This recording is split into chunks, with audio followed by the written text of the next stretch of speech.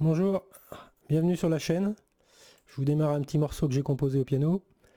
Aujourd'hui, je vous parle d'une recette au romarin, encore une. Et oui, le romarin, c'est fantastique. Mais pourquoi je vous parle tant du romarin? C'est qu'en fait, j'ai demandé un jour à un cuisinier professionnel dans quoi il pouvait utiliser le romarin. Je voulais lui donner du romarin et il me dit, bah, je sais pas comment l'utiliser. Voilà, donc en fait, je m'aperçois que le romarin, c'est un aromate formidable, peu cher, délicieux, très bon pour la santé, qui est oublié. Voilà. Oublié par la gastronomie, c'est malheureux. Et donc je vous dis pourquoi je l'utilise là-dedans, et pourquoi et comment, et la meilleure façon de faire une salade délicieuse pour peu cher. Un truc, c'est tellement bon, moi j'en reprends des fois, deux, trois fois, tellement c'est bon. Alors je vous explique les bons ingrédients et pourquoi. Parce que tout ça, c'est le résultat de recherches sur la santé qui, finalement, quand vous faites de la recherche sur la santé, vous découvrez des recettes de cuisine délicieuses. Voilà. C'est la même mathématique. Alors, ici, on a une endive jaune. Malheureusement, elle est jaune. Pourquoi je dis que c'est malheureux? Parce qu'en fait, j'en ai cultivé au soleil. Elles sont devenues vertes. Et c'est bien meilleur quand c'est vert. Parce que, en fait, le vert... Alors, il y a une légère amertume, mais moi, j'aime pas la mer. Et pourtant, là, c'est bon. Quand elles sont vertes, elles sont plus riches en minéraux et oligo-éléments. Le vert, c'est ce qui là-dedans où le plus nutritif dans une plante, c'est le vert. Et ben là, on supprime le vert. Donc déficience. Déficience pour la santé sur le fait qu'on a une salade sans verre. Donc il m'est venu à l'idée, bah, je dis s'il n'y a pas de verre, je vais en rajouter. Donc voilà, ce délicieux romarin, vous trouverez comment le faire sur ma chaîne YouTube. Vous tapez recherche romarin, vous trouverez une vidéo comment on fait le romarin en poudre soi-même. C'est très simple et vous avez un romarin de bien meilleure qualité que celui que vous achetez, beaucoup plus d'odorant, aromatique, et vous maîtrisez la qualité, hein, vous savez d'où ça vient, vous l'avez fait bio, etc. Donc vous mettez, vous saupoudrez assez abondamment votre salade, ce qui fait que du coup vous rajoutez du verre, et du verre de qualité. Hein. Je vous cache pas que le chlorophylle du romarin, c'est au niveau santé, c'est le top. Hein.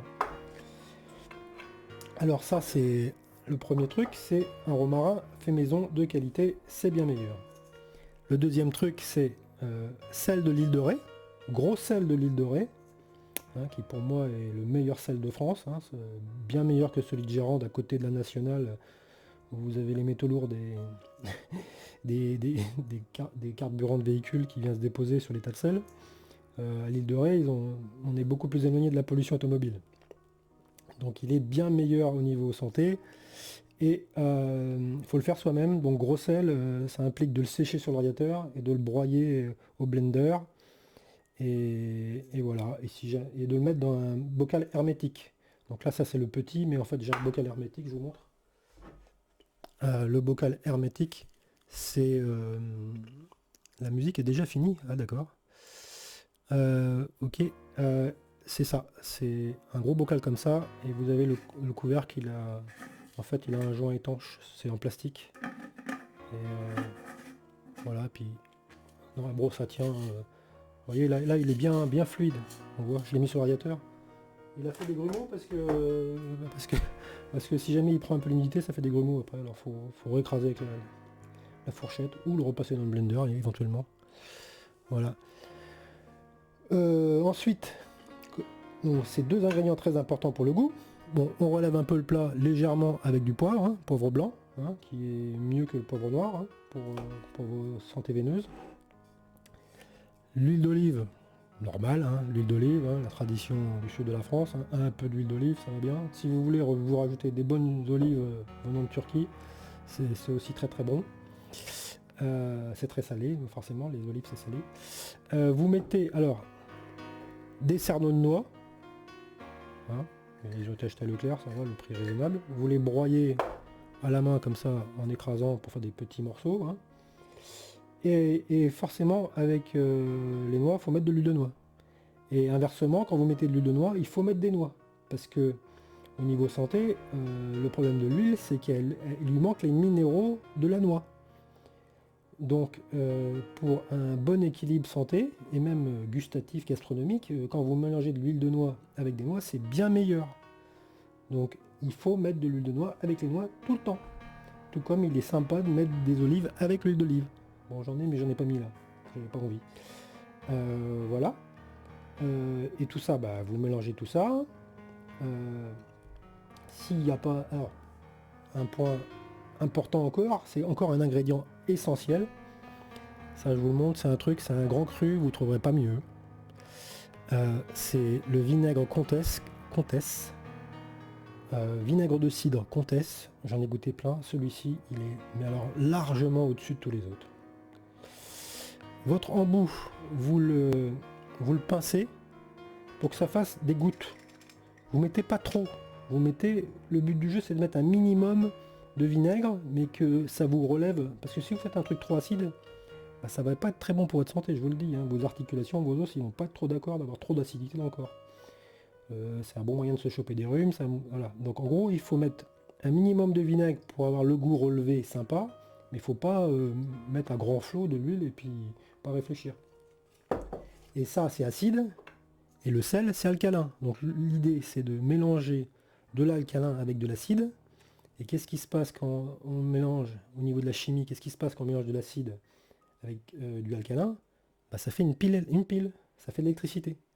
Donc en fait, ce repas, il est si délicieux parce qu'en fait, il vous donne de l'énergie, il vous donne de l'électricité, parce que vous avez une réaction chimique entre l'alcalin et l'acide. Voilà. C'est pour ça qu'il faut équilibrer l'acidité avec le sel. Ceux qui veulent manger sans sel, je ne sais pas pourquoi ils mangent sans sel, ils ont peut-être fait des bêtises dans leur vie qui fait que maintenant on leur interdit le sel, mais ils en ont peut-être abusé ou je sais pas, mais en tout cas, c'est cet équilibre entre l'acidité et le sel qui fait que ça va être incroyable, quoi. Ça va pas vous arracher la tête, ça va être relevé comme il faut. Voilà.